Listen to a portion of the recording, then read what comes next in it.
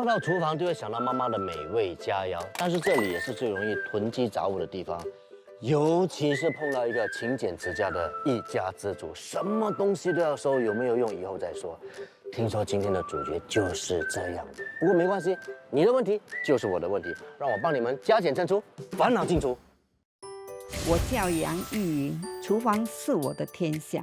我和儿子在这住了30多年，东西越来越多。我不是不懂断舍离的道理，但是就是做不到。希望这次有专家的指导，我会成功。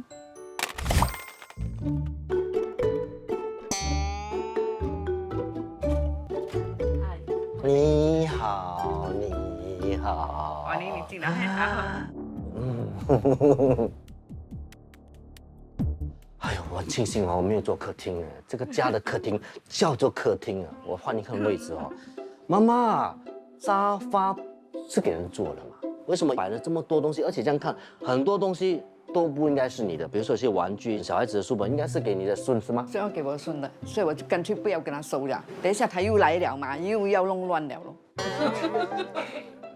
然后这里所有的东西乱七八糟的话，然后哇，我真的不知道从何开始讲起了。这些东西，妈妈你有这么多东西，都是我的。这些什么东西？对哦，所以有时候我也是不敢给人家来了，但人家看到我就惨了，就丢脸了。你现在全新加坡人都看到了。我每次看的节目有些更严重了，我发现我来好一点点呢。我不要听妈妈讲，妈妈没有讲真话，我先听你讲。你妈妈到底是一个怎么样的妈妈？喜欢拿别人的东西回来，还有嘞？不舍得丢，还有嘞？就这样。这2样是真的吗？我节俭，朋友给我的鞋架我又拿，这个三哥说没有问过我又推来。所以这部钢琴是你的三哥的，他们不要。他大家搬小家还没有跟我讲，就全部推过来。这个也是，他说这个很贵的，这个4000多块的哦。我应该还来得及走开，离开这个屋子，你找别的节目来帮你做了，好不好？好了，再怎么怕都好，还是要去看看厨房是什么样子的哈。很有新年气息哈，恭喜发财哈，不舍得丢了。一进去的时候看到那个厨门，我真的觉得是经典的，那个面都已经开了，随时随地会掉下来。我相信这些厨应该很多年了吧？对，一路以来都没有换到。其实我觉得挺危险的，有一天不小心它掉下来，敲到小孩子，敲到妈妈，都甚至敲到自己，都不好啊。我会闪。我没有话讲。OK， 妈妈，哎呦，什么东西了？有蟑螂是吗？是有蟑螂吗？还是壁虎啊？壁虎啦，应该是壁虎。我不太敢拿嘞，妈妈你去拿，你们拿一些东西给我看一下。因为我很怕蟑螂的，这些哎呀，里面都是我的了，我的都知道是你的了，什么来的？OK， 大概随我的便讲。环保的 box 啊，那里面环保的很 box， 好的嘞，哎呦，环保的很 box，好的嘞。哎呦，哎呦，哦，就全部掉下来了，那就全部就掉下来了。我会怕，因为我怕蟑螂的。你怕蟑螂？我家里有没有蟑螂？老老实实。没有，壁虎就有。连蟑螂都怕了，你看。OK， 这些是什么？都是一些那些环保的 plastic 盒子。你收这些是要送人的吗？不是，然后呢？帮助有时候要用嘛。你看过妈妈拿来用过吗？没有看过，为什么你不要帮忙丢？你这个儿子怎么做的？不可以丢，丢会被骂。是不是？要丢，等我死了才可以丢。OK， 妈妈，里面都是一些 plastic 的东西，对不对？然后我不太敢开你的橱柜的，我很担心拆的话会整个橱掉下来，会不会的？不会，不会不会吗？不会我试试看，开这边一下啊，哇，一样嘞 ，plastic。天哪，都是 plastic 的这些罐装盒子，那边我看也不用看，应该也是的那哈。边比较没有放啦，因为煮饭人家烧到它嘛。你有煮饭的？有，以后你煮饭不要请我来，我怕我会被毒死。因为你的东西哦，我都不敢拿嘞。你看这些东西全部，我只是随便拿一样东西，已经发霉掉了。我会给消毒啊。东西发霉了还留在那边，我觉得太可怕了。当然不是说嫌弃他们，但是我真的希望妈妈要照顾这一点啊，因为一家大小吃进去的东西都是从厨房里面由她亲手煮过的，所以我觉得这一点妈妈真的要注意啊。你的儿子他们能够长这么大，我都还觉得很庆幸的。没有，他小的时候比较干净啦，这几年到底发生什么事情？为什么你会突然间变得比较不管比较这个？邋遢了哦。为什么呢？一定有原因的。应该是因为孩子大了得空了哦，这些东西不要管他的，就看手机、看电视、看书咯。所以你针对像这样的情况，一个妈妈，你会在这里会享受煮饭吗？单单这个位置就好。会。这么肮脏的地方你可以啊？你们 OK？ 这个是平时你还没有煮之前，这些东西都会在这边的。啊，这个要顶活的。然后这边呢？这边你又包了一个什么？哦，包了就没，因为等下我容易洗，这个肮脏了我才就丢掉，又换。你包住在里面还是一样脏啊！你看，啊，至少比较容易洗啦。哪里有容易？你有洗过吗，老师？什么还是黑？我这边随便刮它就掉了。我觉得照顾一家人的一些饮食的话，这些东西不能够懒惰，你必须要照顾好。然后这边下面是什么的？哎呦，吓到我！我还以为是蟑螂，所以呢都不是啊，的确是那些木碎啊，全部已经弹开了。OK， 妈妈，这里面什么来的？那也是垃圾咯。你看，你要利用空间吗？这些都是灰尘，你看这个东西怎么可以用？这些都是不要的，对吗？好像有酒哦。这些东西应该全部180%可以清掉的了，对吗？妈妈这么省哦，你平时关电开电的吗？没有开，要省电省水。去外面装雨水。外面可以装雨水。装雨水。是什么？这个是雨水啦，在哪里装？还有现在还有哪里？里面都是啊。所以妈妈你是常常就是每天会把它摆在这里。不每天，下雨天。好，下雨天摆这边装满了哦，你就拿进来，然后拿进来后呢，就往这边倒，这边就有几个水桶，就这样倒进去。啊，对，然后倒来洗衣服。衣服本身穿在身体上，然后会接触到皮肤嘛。如果云层这样下雨的话呢，那雨水里面可能已经有一些被污染了，可能会有一些毒质，还是一些不良的化学物质，其实对身体都不好的。我觉得我拍了这么多集，我觉得妈妈真的还挺可爱的。为什么呢？因为她每一样东西都有她的理由。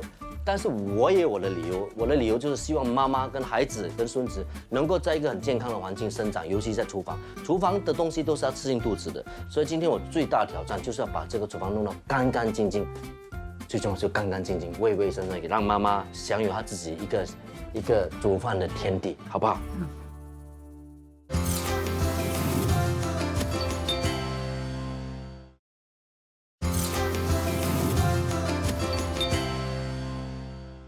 嗨，大哥，听说你今天遇到对手了？真的，他真的是奇葩啊！我跟你讲啊，他囤积的东西是多得不得了啊，而且他收集每样东西都有他的理由的了，我真的说不过他。他甚至要收集雨水来洗衣服了。哈，那他的家人都没有劝他的吗？有劝他，但是被骂了。虽然说节俭是一个美德，但是我觉得这种节俭方式太过 over 了，对他跟家人的健康都不好嘞。哇，看来今天的任务啊有点棘手啊。什么意思？你要打退堂鼓哈？哪里可能？打从一开始我就决定跟你共同进退啊！况且我们还有专家帮忙，所以啊，不管我们遇到什么问题，我都会不畏艰辛，勇往直前。开工！你说的啊，等一下全靠你了啊。我是 Queenie， 实现物主的梦想家园，把细节做到最好，是我当设计师的坚持。来，请进，怎么样？回你怎么样？第一个感觉怎么样？哇，真的出乎我的预料，就是感觉很陈旧，而且东西也随时会塌下来，也感觉非常的危险。妈妈，你会有什么要求吗？关于你的厨房？哦，我一做不要这样黑，然后那个不喜欢深色的厨房。对，深色。OK。然后那个垃圾桶可以移过来嘛，不然我很难丢东西。垃圾槽。你的垃圾桶在哪里的？就这边，哪里？这边下面。就这样子两样东西呀？没有了。为什么这边会有一台缝纫机在这边的？要车东西吗？补车吗？所以缝纫机不可以拿出去，对不对？啊，不可以拿出去。真车要把它融入进厨房是一个很大的挑战，可是我会想办法，就是融入进我的设计里面。妈妈，你的厨房怎么会没有饭桌？他饭桌是给他放东西的，不是吃饭的。我有时候煮好了哦，那边没有位放，我就放这边。我觉得饭桌是一个很重要的东西，就是可能一家人啊团聚的地方，我就会想办法，就是把它融入进我的设计。嗨，大哥，是其实我比较好奇，就是从头到尾哦，儿子都还没有说到话。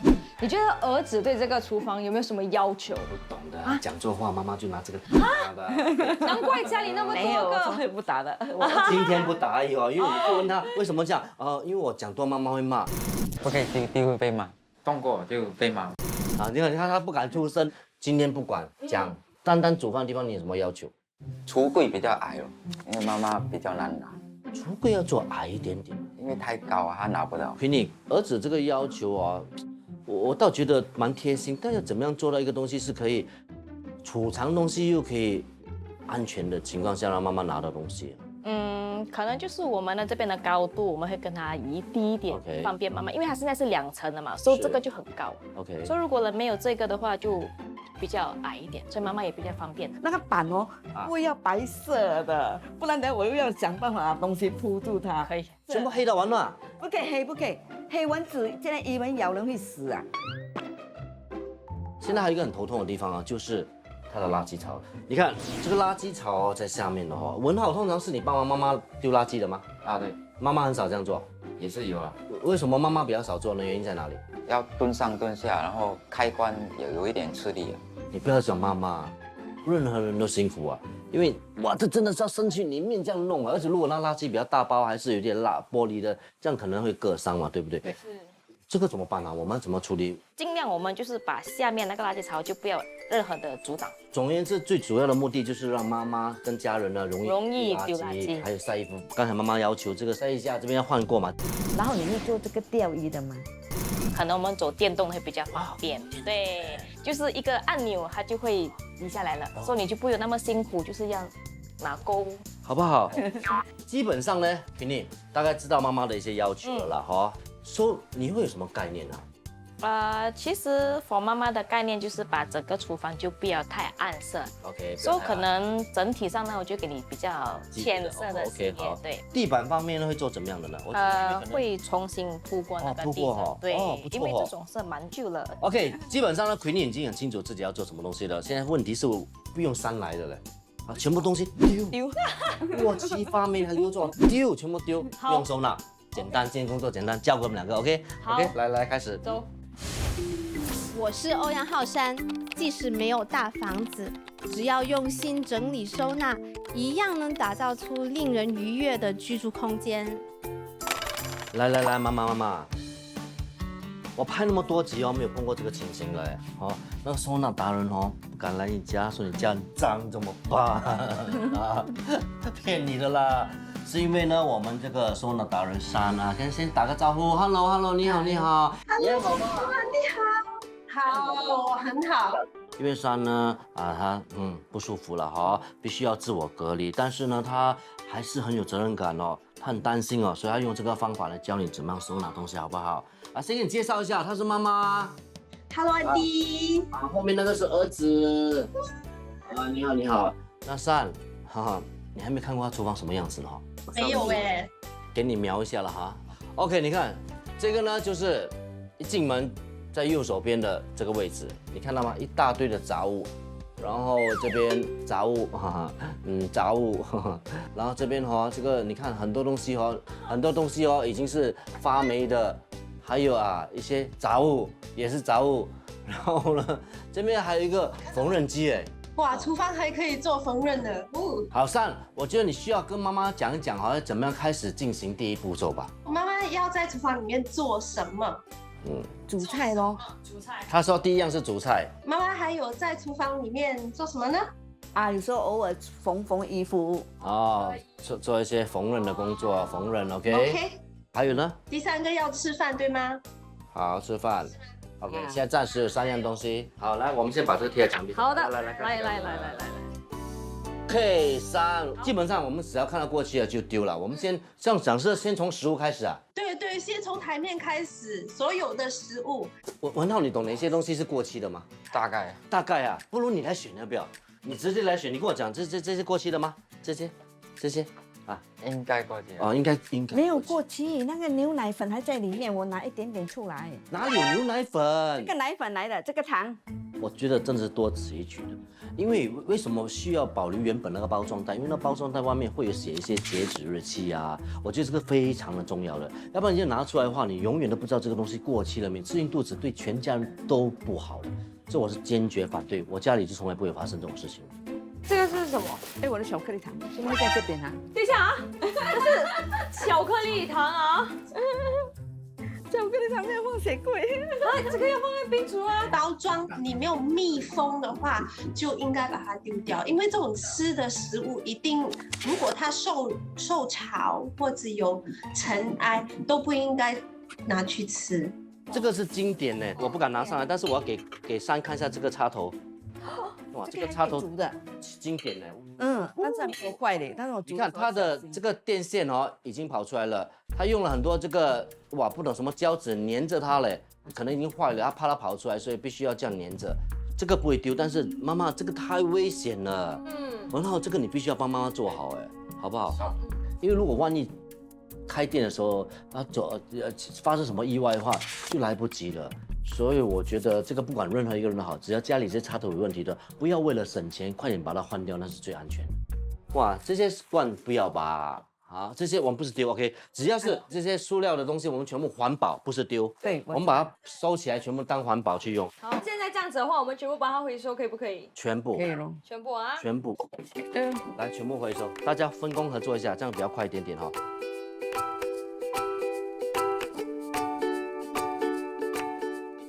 为什么传单会出现在厨房里？买的可能没用啦。而且你看它的整个外盒已经黄掉了，很旧了。这个是它的原本的颜色吗？对呀、只是我觉得这个不适合放在厨房啦，这种哦还是要把它收起来，放在房间比较好。有。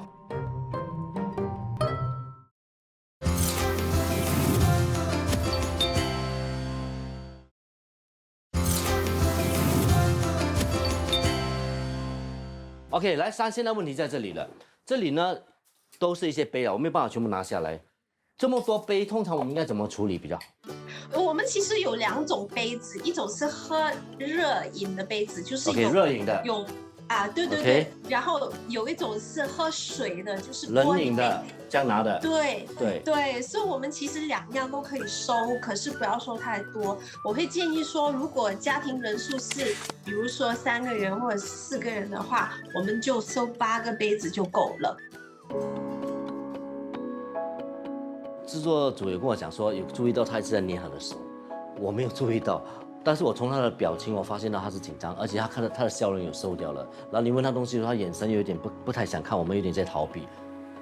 对不起妈妈，但是我们这样子做都是为了你好。我们不要讲没有啦，妈妈，我们给你收16个杯子可以吗？其他的都不要。哦，真的可以？可以了。你选，哎呀，给你选到20个了，不要讲没有了，好不好？你选。3，不错哈、看看这些是最后选出来的杯子，总共22个。OK， 妈妈真的很了不起哈、这个部分算是相当不错嘞，很好的成绩耶。好、我们回收了很多东西，然后丢掉很多东西，该留的东西留下来了。是。Very good， 来，我们现在往另外一个方向去。还有大哥，还有冰箱。冰箱啊、OK。这是什么？这是底裤吗？不是，是吗？为什么要放布啊？这是底裤啊！哎，根本就是啊！哎呀，其实我觉得也没有什么作用啊，不懂原因在哪里，我不明白妈妈为什么要这样子做，而且知道内在里面嘛，都是穿过用过了，就很奇怪，对不对？我觉得这一点我讲真的，我不明白，我希望听到妈妈的解释，为什么？为什么？我以为是布，等一下有时候我们的手很肮脏哦，开的时候哦就摸这块布好了，等这块布就可以丢掉。妈妈，你真的是太厉害了，珊，你看到吗？废物利用不是底裤哎，我不懂是底裤。真的是废物利用，什么都可以拿来用啊，真的太厉害了，作用啊。OK， 好来，开吧，我们现在看里面还有没有什么？可能还有内衣、内裤一大堆。OK， 冰箱，哇哦，好多东西呀。是有味道的，那个味道是，不能怎么样跟你形容，就感觉那时候摆放了很多年的味道。就是没有清理那个冰箱的味道啦，我觉得。妈妈有清洗过冰箱吗？没有。OK， 重点是哦，这个是一般家人都有的一个坏习惯，就是每次你是快餐也好啊，吃什么食物也好，也是 chili sauce 啊，什么酱汁啊，都会留啊，那什么是哦，这些都不能留，叫什么真的是过期的，你还敢吃吗？一放冰箱不会坏。其实辣椒酱上面都有它的有效的日期或者截止日期的。13年的。哎呦喂！然后妈妈也是像一般的妈妈一样，会喜欢放一些干皮啊、陈皮啊在里面，这个是为了所谓的去臭。但是我相信这个应该放了不多少年，干到不能再干，完全没有作用了。因为你看这个陈皮已经发霉了。是，这些我看都已经很多是发霉的。妈妈，好像嗅到还很香哎，所以我就不要丢哎。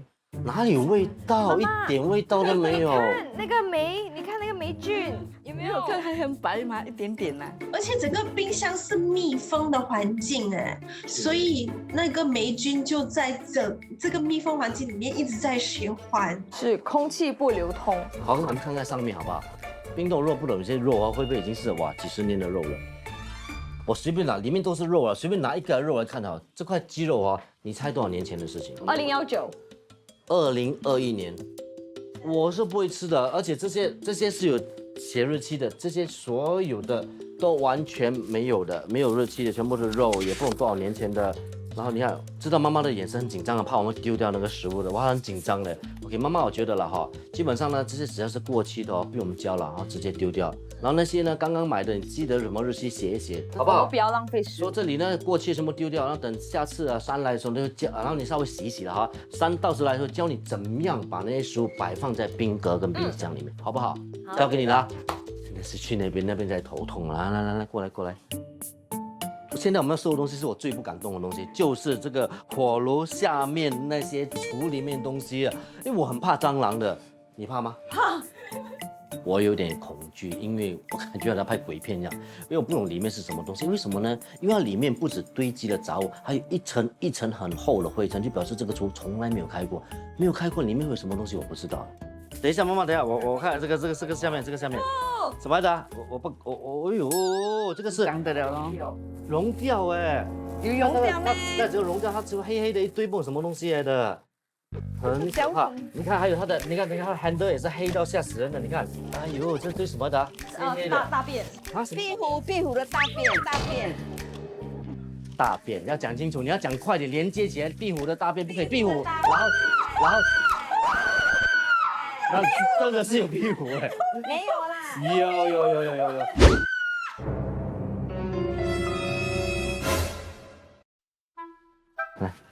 来，这个没事，不怕，这个应该没有东西了。哎呦，什么没有东西？有什么？我不要看。真的有东西在里面。死了的啦！有死掉的蟑螂。哎呀，吓人了！你看，我跟你讲哈，你这新人呢，你一定要做的，要不然你以后没有节目做了。你试试看，你从这边挖出来看什么东西，不要怕，不一定会有的。全部都是纸袋，可以丢了。你要给观众看吗？你观众没有看到，对不对？不要怕，真的没事。我觉得我这个主持人可怕了，我的手我一直这样推他，我觉得我不应该这样对新人啊。全部都是纸袋啊。OK， 这些纸袋可以丢了哈。我们的看门更怕了，真的。我们已经清了，都是一些蟑螂的一些尸体了。来，现在来到一个妈妈的所谓烧菜的天堂，看到吗？炉灶那个是纸吗？是，你看这个布哦，老实跟这个布放了多少年了？没有很多年了，这个应该是我儿子的裤 cut 下去的，而且是易燃物你放在炉灶旁边。这个我帮你丢掉。妈妈，我觉得当你要选择清理你的那个炉灶的时候啊，应该每煮完一次，然后清理一次，这样子的话呢，它的那些油脂啊那些就不会留在上面。对呀，你看，而且你看这堆油，给你看一下，这个油不懂用了多少天了都没有洗到。不是，因为刚刚煮的，所以有油就不可以洗，大家可以煮的时候就不会浪费。菜煮了一轮，然后今天晚上再用回这边的剩油来煮。对，因为它是油，就不会肮脏。如果是菜汁，就一定要洗。可是油不可以这样子第二次使用的嘞。就表示其实那锅妈妈没有真正洗过嘞，煮了以后放在那边，然后明天再煮，后天再煮，一直这样连续用吃下去，怎么可以呢？那对健康都不好了嘛，这一点真的不行啊。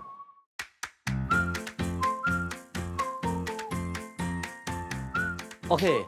其实我个人呢，我还挺满意的。为什么呢？因为妈妈从开始的非常不舍得，虽然她脸还是很不舍得了，但是已经开始愿意接受我们跟她讲的一些教导，而且将近88%都已经可以完全捐出去，对不对？妈妈其实她很好了，就是之前她可能是不知道应该怎么做，所以呢，她就以她自己的想象啊，跟她的一些办法来解决她自己会遇到的问题。但现在我们有跟她讲说，不可以留这个，不应该做这个，她其实都有在听取，她都一直有在点头，然后很愿意让我们丢。当然我们也了解了，因为妈妈突然间要去一下丢很多东西，需要点时间，但是妈妈肯接受，已经是一个好的开始，对不对？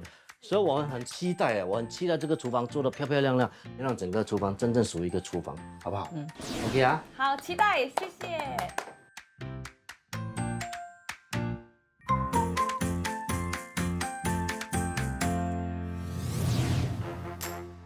I walk to the beat of my own drum.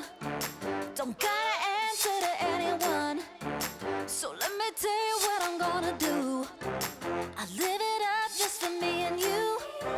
We gotta show the world who we are. We're making waves and we're going far. So let me tell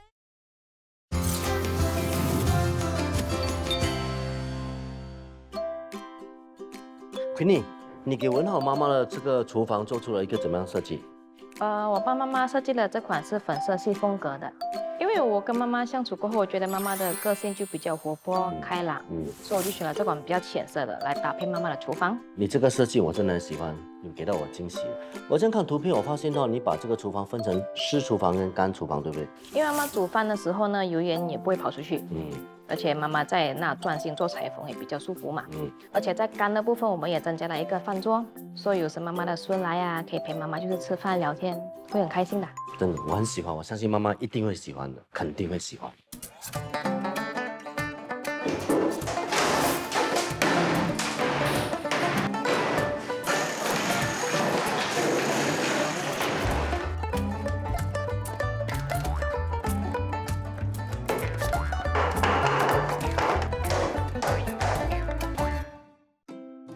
Jenna， 你知道什么叫 vinyl 吗？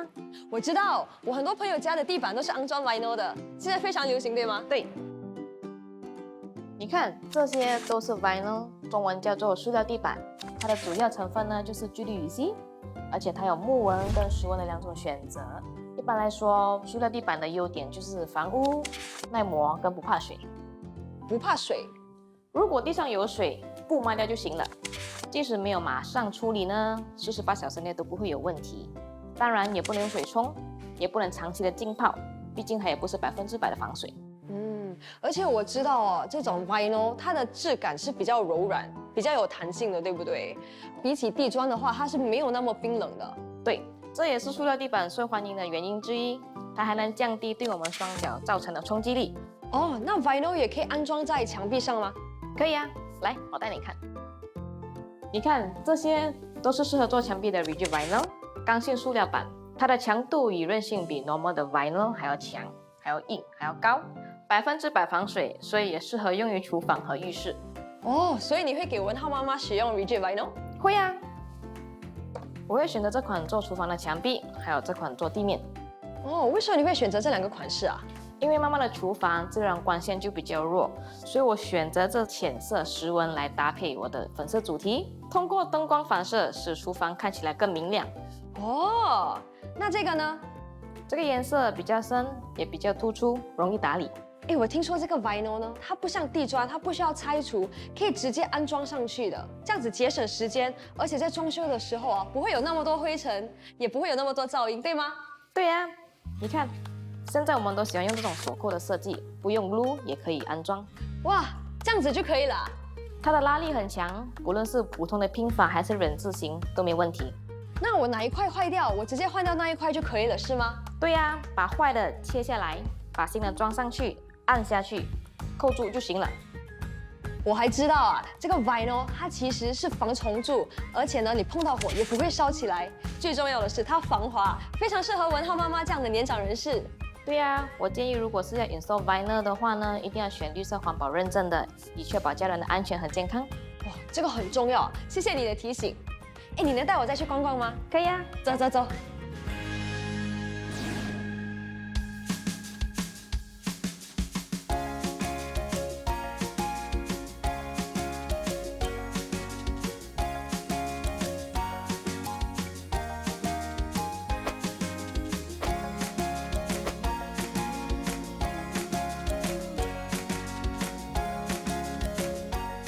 哒哒。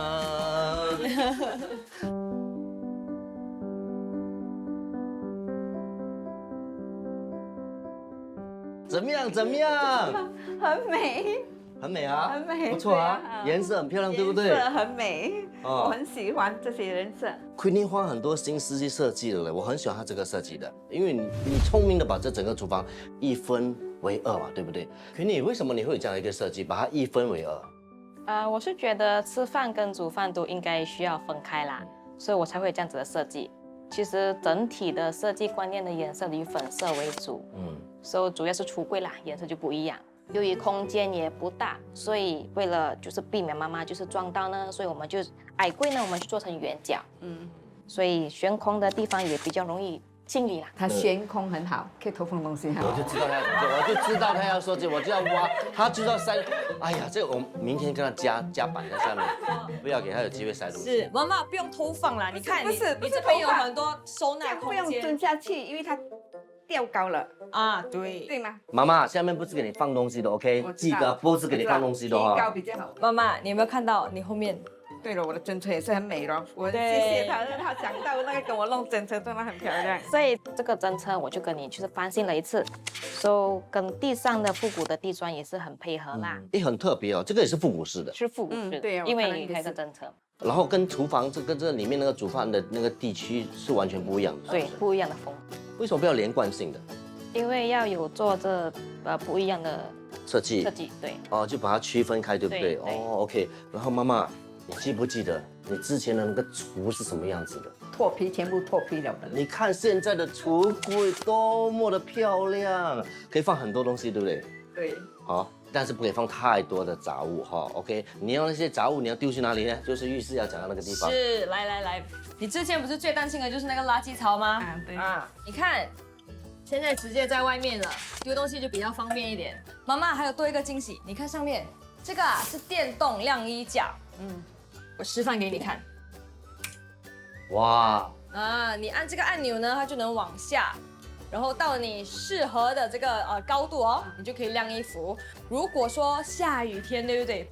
这里有风干，还有烘干，所以就即使是下雨天呢，你也不用担心衣服不会干啦。喜欢吗？喜欢。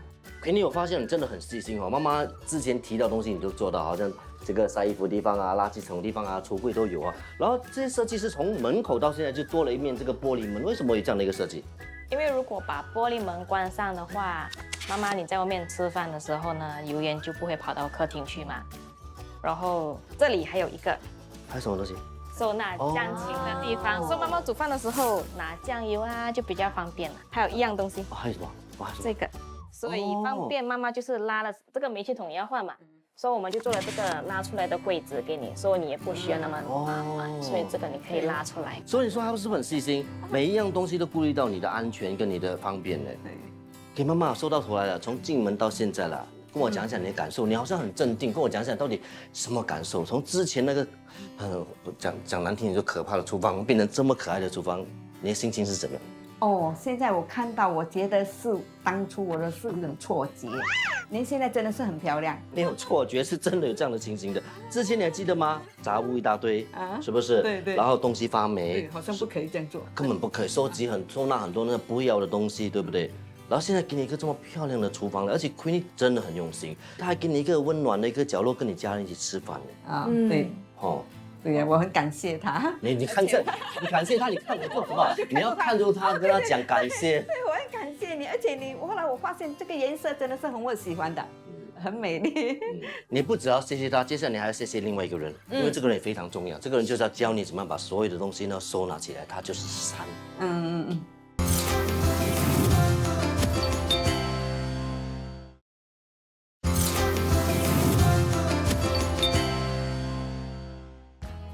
怎么样，珊？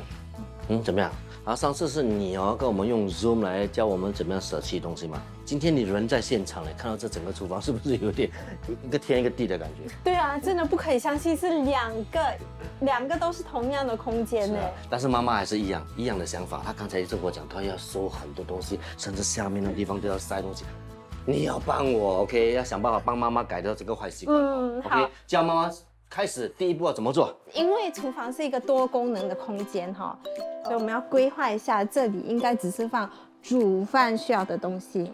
首先呢，我们要进行分类，食用油和液体类的调味料可以放在一起，然后非液体类的调味料放在一起。 OK， 我们放在哪一个地方是最好的？对，其实设计师已经预留了给了这个空间，是可以把吃的油啊、酱调味料还有放进去。那可是如果我们直接放进去的话，油会沾到那个柜子，所以呢，我们用适当的收纳神器来。为什么我们会用这种收纳盒子？是因为是塑料。 塑料肮脏的时候，我们拿来做什么？拿来洗。啊，拿来洗。不过我认为好像会加重这个柜的负担，因为那个很重了，然后这个会 black 很快就坏掉了，就惨。哦，它的，你是担心这一块塑胶会加重它的重量？因为这个不会，重。妈妈你想多了，绝对不会。OK， 啊，来，好，来，所以我们把液体类的全部都放在柜子。 OK， 好。 哇，很整齐，这样整整齐齐，对，不会跑来跑去，很好。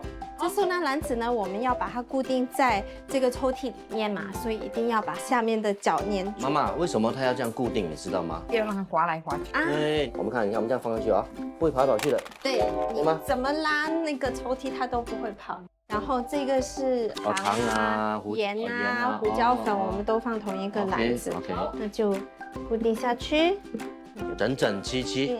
如果需要的话，我们可以再摆多一个收纳篮，刚刚好。刚刚好。好，接下来这些是什么？打开来看看。锅具。哦，都是锅具，都是妈妈常用的哈。妈妈哪些是比较常用？这边常用吗？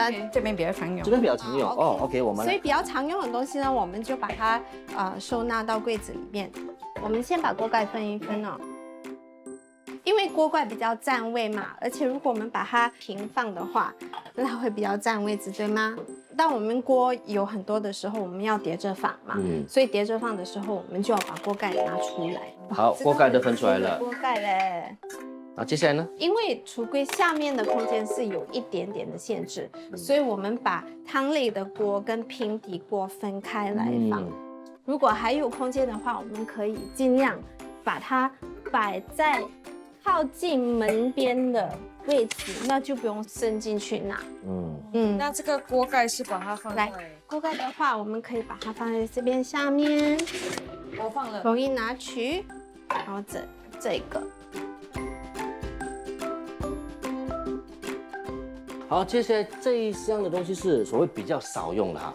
对吗？少用的东西我们可以把它放在比较高的地方。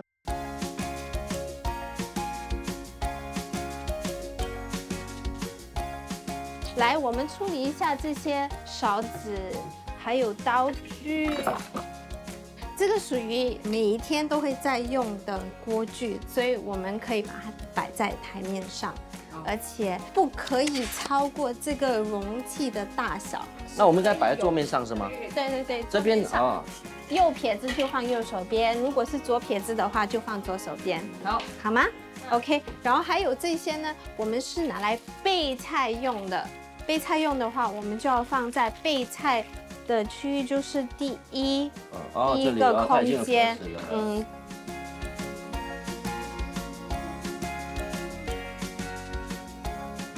好，那接下来这边已经处理好了，那我们是要去到那一边的那个区域。来了，打开来看看啊，这个是什么？我们先看看这个碗盘，然后这个呢，这是什么？哦，这是杯具，还有那个茶包啊，咖啡包。 我们可以把常用的碗盘，我们都可以放在这边。哦。碗盘有分成不一样的类型，请记得不要把不一样类型的碗盘叠放在一起。不常用，我们就可以利用挑高的空间。 常用的我们摆放在自己可以拿到的地方，不常用的呢就把它放到比较高的地方，就不会阻碍那个地方的收纳的位置了，好不好？记住这一点，这一点真的很好用的。好，这个处理好了。接下来我看到这边还有一堆这些所谓的筷子啊、叉啊、汤匙这些，把这个空间分了开来。来，这个比较大的呢，我们可以放，比如说筷子。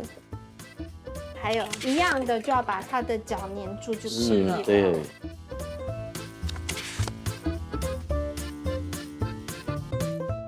OK， 没有了。OK， 那我们接下来就可以讲茶叶跟茶包了。小的我们就可以把它放在这个一样啊，把它摆放里面。对。那请问这个饼干应该怎么做呢？饼干我们放在这里。对。先倒出来啊，你摆摆啊。饼干我们就把它直立式的摆放就 OK 了。我们喝茶的时候可能要吃饼干，然后茶包也可以就是这样放。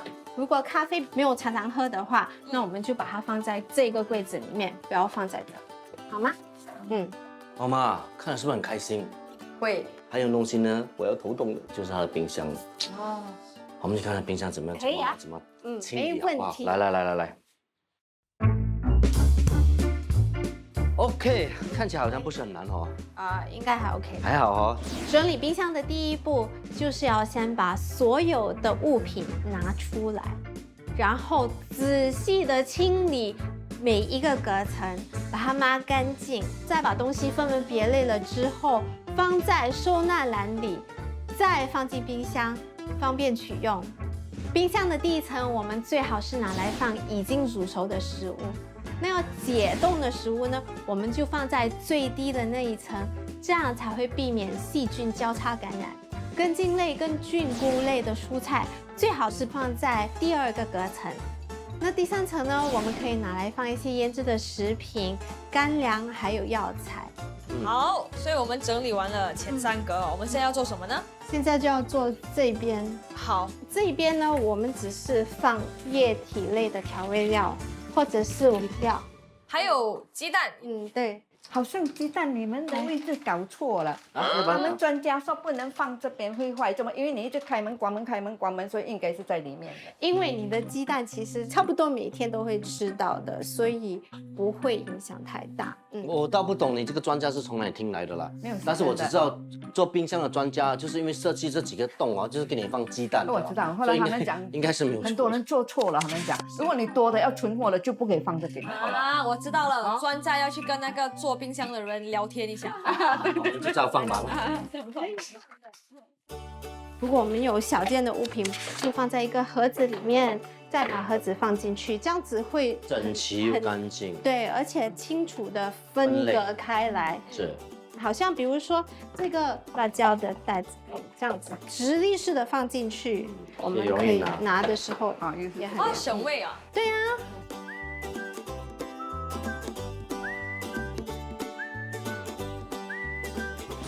在整理冷冻室的时候呢，我们可以把肉类放在最低那一层，然后那些需要烹调才能食用的冷冻食品呢，我们就把它放在第2层，比如说饺子。那最高一层，我们可以放可以直接食用的冷冻食品，比如冰淇淋。关门，妈妈。这个厨房哦，不只能够让你那边煮饭，还可以让你跟家人坐在这边好好的吃饭聊天，多么的温暖，多么温馨。你有什么感受？我觉得变得很整齐了，拿东西也很方便。这最重要呢，就是医师。我们之后呢会来突击检查，如果不达标的话，我们会把你的东西全部搬走。OK，Promise。妈妈，我们对你很有信心，你一定做得到，对不对？对，加油！加油！加油！ This place it finally feels like home. This place it finally feels like home. 我从来没想过我家厨房可以做成这样，尤其是橱柜的颜色很明亮，我很喜欢。This place it finally feels like home. 最重要的是，垃圾槽的问题解决了，我真的很感恩。我很开心看到妈妈终于踏出了第一步，我真的很希望妈妈懂得怎么收纳，永远跟杂物说拜拜。This place it finally feels like home. This place it finally feels like home. This place it finally feels like home. This place it finally feels like home.